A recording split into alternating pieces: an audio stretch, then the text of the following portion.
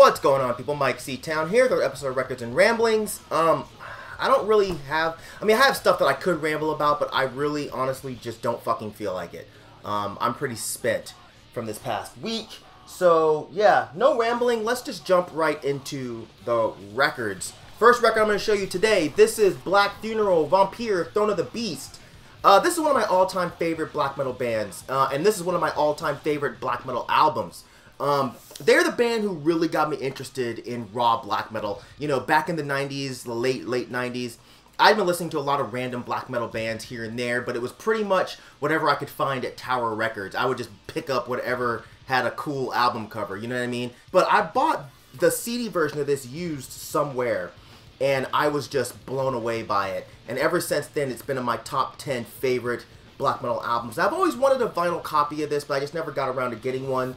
I know there was a 2006 pressing, but I've actually heard that it wasn't a very good pressing, so I just said fuck it. But when this was announced, and I knew that Iron Bonehead had something to do with it, I knew it was going to be quality, so I jumped on it, and dude, this is just a fucking phenomenal album. Under 30 minutes of just raw, nasty, ugly black metal, and it's always confused the shit out of me how people eat up stuff like Satanic Warmaster or Leviathan or Mutilation or whatever have you, but they don't know anything about this record when it's seriously just as good.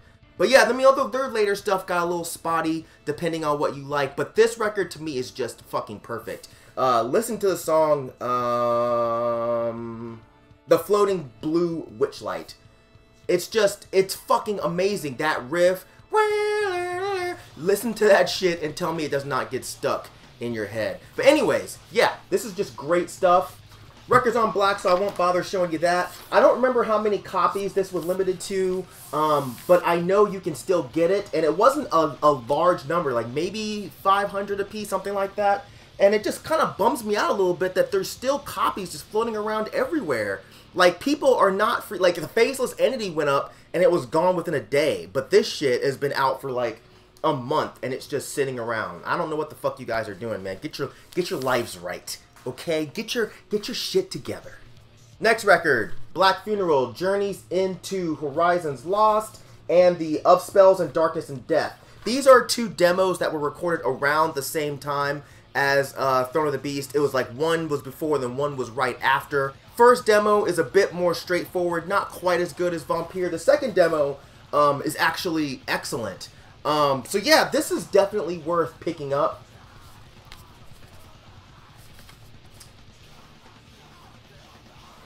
Records on black, won't bother showing you that. I know they also did a reissue of Empire of Blood. I didn't bother to get that one. I might get it later on. But that record is really just a bunch of the same songs from Throne of the Beast, just kind of like redone a little bit. I mean, it's worth owning, but I have it on CD, so I don't really need it on vinyl, but you know how that goes. We don't need anything on fucking vinyl, but we still buy it. The next record I'm going to show you, this is Drab Majesty with Demonstration.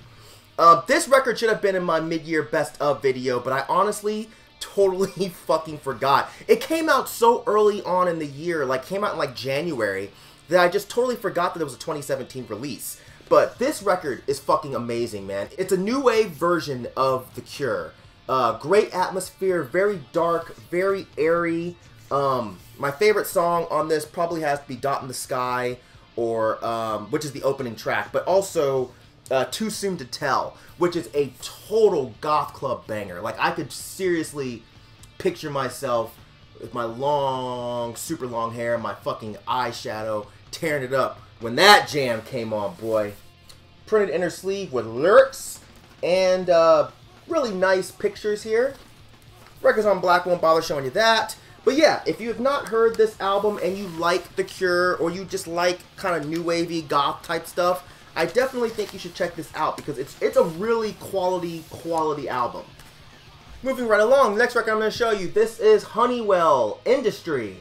Honeywell was a kind of emo hardcore screamo band from California. I can't remember exactly where in California, but they're along the lines of the kind of Gravity Records, San Diego, White Belt kind of hardcore, very similar to like Swing Kids, that kind of shit. If you sped up Frail, you might kind of have an idea of what these guys sound like. They're a weirdly aggressive screamo band. Really, really good. They also went on to be in a band called Volume 11, but I haven't really done that much research into them, but they're really good too. This is a fairly easy to find record. I used to have it, but I got rid of it for whatever reason. I went through like my lame phase and got rid of a bunch of stuff. So I decided to rebuy it, and there's actually a story to that, because the rebuy, it's weird. Like the front cover is like this, but the back is like this. Total fucking emo kid fuck up here, which is pretty standard. Anyways, yeah, so I bought this off of Discogs from a company called Mass Media Records. So get this, so I paid for the record on June 16th. 2 weeks later, I asked her where it is because I hadn't received it, and she lies and says she sent it, says she has a tracking number. I'm like, whatever, cool. So 5 days later, I still hadn't gotten it, so I'm like, hey, can you give me the tracking number for the package? No response from her. I write her again on July 7th and tell her that, yo, I'm filing a fucking claim with PayPal and Discogs if you do not reply. She replies 2 days later and says the tracking number that she has isn't working, and she's gonna have to go to the post office to figure out what's going on. Of course, I knew that was complete bullshit, but I'm just like, whatever, just send me my fucking record. Alright, so like 3 or 4 days later, I finally received the record, and first off, the date she sent the record is on the package, which shows that she sent it a few days after I told her I was filing the claim. So the next issue is, you can't see it, so I'm not even gonna bother showing you, the record is in nowhere near the condition she said it was in. It was listed as near mint on the cover and near mint on the, you know, with the record. And there's scuffs all over the fucking record. You can maybe see, but the cover is in okay condition. Definitely not fucking near mint. And it's missing the insert from the record. So I was fucking livid. So I told her I was going to still report her. I left her horrible feedback and told her this was the absolute worst transaction I'd ever had on Discogs, which is the truth. And a few days later, she ended up giving me my money back. I'm not gonna fucking say thank you. That's the least you could have fucking done, is give me my money back. Regardless, this is a terribly unprofessional company who I would never buy from again. So I just want to say, if you sell records on Discogs or eBay or anything else, don't be a fucking dick, man. Be honest about what you're selling, be upfront, and treat people like it's a fucking business. You know, and if you can't do that, then find a new line of business. Alright, so yeah, that rant over. Anyways, Honeywell. This is one of those screamo bands I really think people that are just like, oh, I hate emo. Emo's stupid. I think this is one of those bands that would actually change your mind because they're fucking great. Next record I'm going to show you. This is... God, y'all should know what this is. This is MF Doom, Operation Doomsday. But maybe I've shown this before.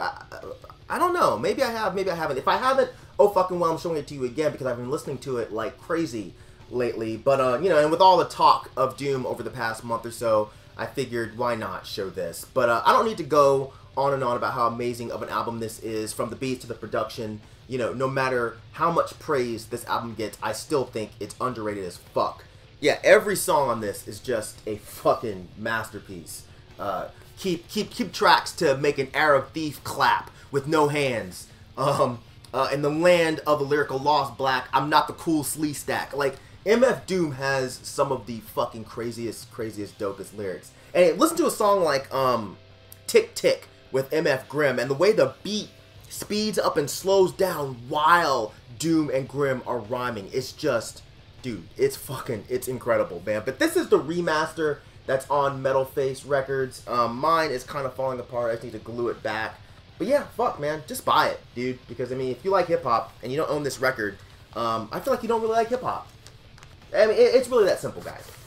Pretentious, but true. And the last record I'm going to show you in this edition of Records and Ramblings, Sadistic Alters. If you guys watched my mid-year best-of video with Dead End Hip Hop, this was my #1 album of the year so far.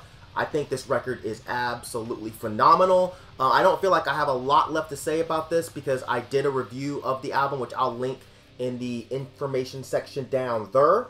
But yeah, this is the kind of limited version that I got from Sadistik. It has the cool cutout cover.